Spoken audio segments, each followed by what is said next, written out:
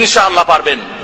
যখন আপনি আপনার বাড়ির পরিবেশটা ঠিক করতে পারবেন, জেনে রাখবেন পরবর্তীতে ধীরে ধীরে ইনশাআল্লাহ প্রত্যেক দায়ী কাজ করবে এবং পরিবেশ ঠিক হবে। পরিবেশ যদি ঠিক নাও হয় তো অন্তপক্ষে যারা মাননেওয়ালা, যারা সুন্দর পরিবেশ চায়, তাদের আপোষের সৌহার্দ্যে সম্প্রীতিতে নতুন একটা পরিবেশ তৈরি হবে, যে পরিবেশ ওই পরিবেশ থেকে ভিন্ন হবে, ভালো হবে। এইভাবে বিভিন্ন সমস্যা আছে, যেহেতু আমি বললাম যে কিছুই বলতে পারবো না, অতএব এই ব্যাপারে বই একটা আছে, সেই বই খবরদার আপনারা ভুলবেন না। যারা লেখাপড়া জানেন সেই বই একবার অন্তপক্ষে পড়বেন, একবার পড়ে দেখবেন, ইনশাআল্লাহ মজা পাবেন এবং অনেক শিক্ষা পাবেন।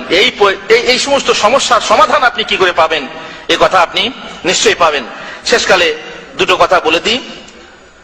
যুবক ও বন্ধুত্বের ব্যাপারে, যখন আপনি বিদেশে আছেন তখন নিশ্চয়ই আপনার বন্ধু আছে। যখন আপনি যুবক আছেন তখন নিশ্চয়ই আপনার কোনো না কোনো প্রেমিকা আছে, কোনো না কোনো প্রেমিকা আছে, চাহে বিবাহিতা চাহে অবিবাহিতা।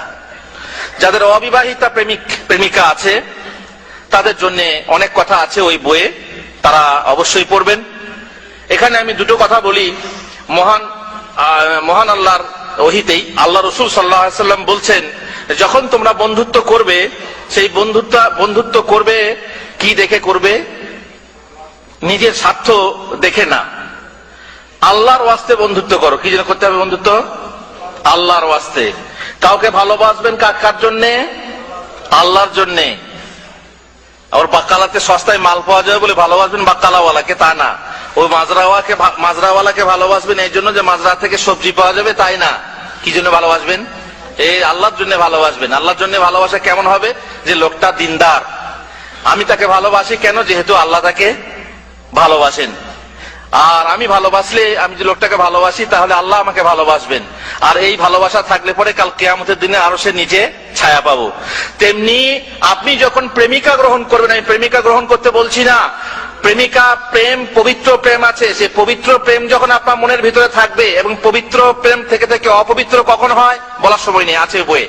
তো সেই পবিত্র প্রেম করবেন যখন কোন মহিলার সাথে, সেই মহিলাকে আপনি কেন ভালোবাসবেন? সেই মহিলাকে আপনি কেন বউ করতে চাইবেন? যখন আপনি বিবাহের প্রস্তাব দেবেন এক মহিলাকে, কেন প্রস্তাব দেবেন?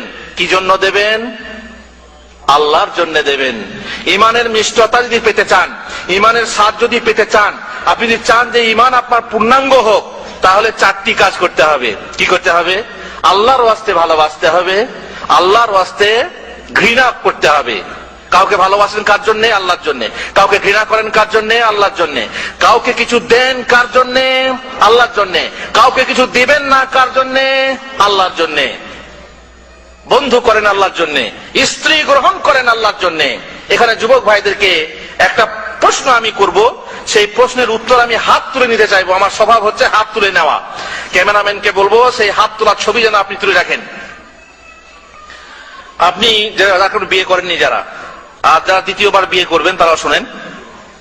যখন একটা মেয়েকে পছন্দ করবেন, তখন আপনি প্রথমে জিজ্ঞাসা করবেন, হ্যাঁ, কোনো মেয়েকে পছন্দ করার চারটি আছে। প্রথম হলো কি, যে সেই মহিলার ধন দেখে বিয়ে করা হয়, অথবা রূপ আছে, রূপ সৌন্দর্য দেখে বিয়ে করা হয়, অথবা তার বংশ আছে, হাজি বংশের বড়, বিয়ে করা যায়। আর একটা হচ্ছে দিনদারি দেখে বিয়ে করা। চারটে জিনিস দেখে বিয়ে করা যায়।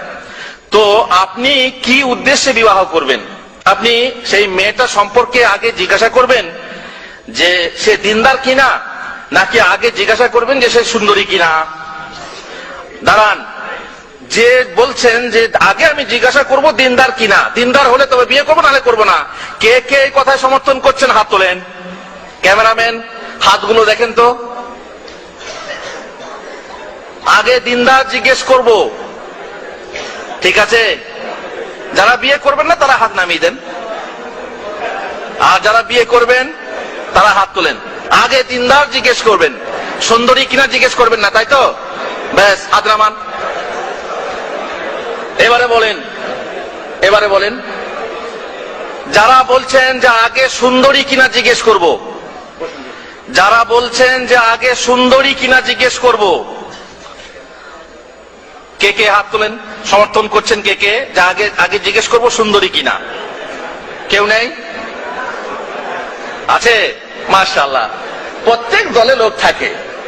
হ্যাঁ, ওই যে একজন মুফতি ছিল না, যে তাকে ফতোয়া জিজ্ঞেস করলে একটা স্ট্যাম্প তৈরি করে রেখেছিল, ফিহে খেলাফ, মতভেদ আছে। এখানেও মতভেদ।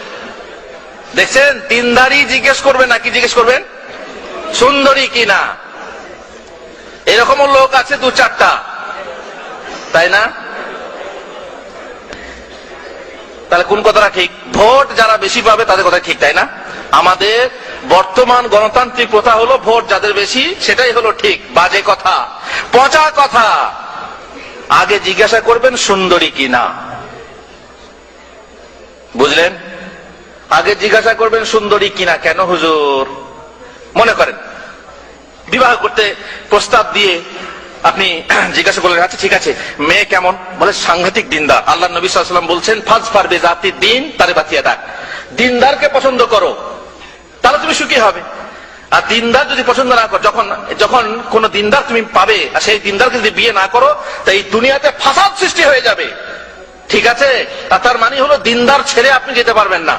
যখনই আপনি জিজ্ঞেস করলেন মেয়েটা দিনদার কিনা, মাশাআল্লাহ দিনদার, পর্দাতে, পরহেজগারিতে, তাহাজ্জুদের নামাজ পর্যন্ত পড়ে। তার মানে 5 ওয়াক্ত নামাজ পড়ে না? পড়ে না? আরে তাহাজ্জুদের নামাজ পড়ে, 5 ওয়াক্ত নামাজ পড়বে না? দিয়ে হ্যাঁ আচ্ছা ঠিক আছে, তাহলে হ্যাঁ তাহলে ঠিক, সব ঠিক, এবারে বিয়ে করতে হবে। তারপর হ্যাঁ মেয়েটা দেখতে কেমন বটে?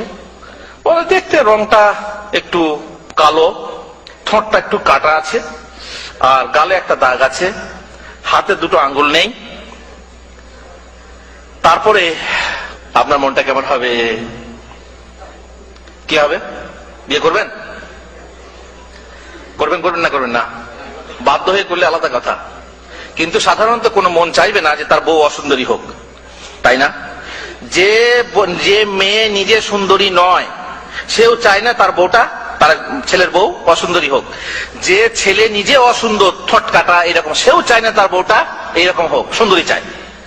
এইবারে আপনি যখনই দিনদার সব দিকে ঠিক আছে, কিন্তু সমস্যা হলো অসুন্দরী, তখন আপনি করবেন না। তখন সেই মেয়েকে ছেড়ে আপনি চলে আসবেন আর আল্লাহর নবীর বিরোধী হবেন, বিরোধিতা করবেন। এই জন্য যে আল্লাহ রাসূল বলেছেন দিনদার পছন্দ করো, দিনদারকে বিবাহ করো।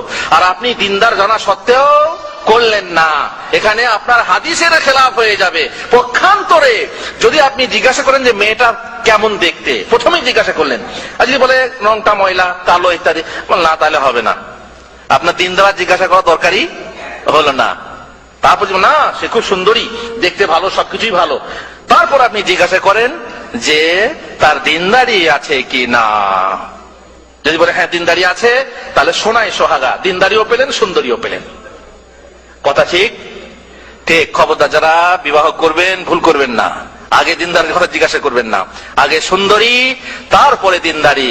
যাই হোক, কথা শেষ করতে হচ্ছে কারণ সময় শেষ হয়ে গেছে, জুমার সময় এসে উপস্থিত হচ্ছে। আল্লাহ তাআলা আমাদেরকে তৌফিক দেন। আমি আপনাদেরকে অনুরোধ করবো বইটার জন্য আবার যেন আপনারা সেই বই নিয়ে পড়বেন, সংগ্রহ করবেন, আর যেটুকু শুনলেন সেইটুকু, যেটুকু পড়বেন সেইটুকু আমল করার চেষ্টা করবেন। ইনশাআল্লাহ যুবকের জীবন, যুবকের যৌবন উজ্জ্বলময় হবে, ইহকালে এবং পরকালে সুন্দর জীবন পাবেন। আল্লাহ তাআলা আমাদেরকে সেই তৌফিক দেখ। রব্বানা আতিনা ফিদ দুনিয়া হাসানাহ ওয়া ফিল আখিরাতি হাসানাহ ওয়া কিনা আযাবান নার। রব্বানা যালামনা আনফুসানা ওয়া ইল্লাম তাগফির লানা ওয়া তারহামনা লানাকুনান্না মিনাল খাসিরিন। ওয়া সাল্লাল্লাহু আলা নাবিয়িনা মুহাম্মদ ওয়া আলা আলিহি ওয়া সাহবিহি আজমাইন। তোমার প্রেমে অন্ধ আমি, তোমার ভালোবাসায় দিন কাটে না, রাত কাটে না, দিন কাটে না, রাত কাটে না, তোমায় পাবার আশায়, তোমায় পাবার আশায়।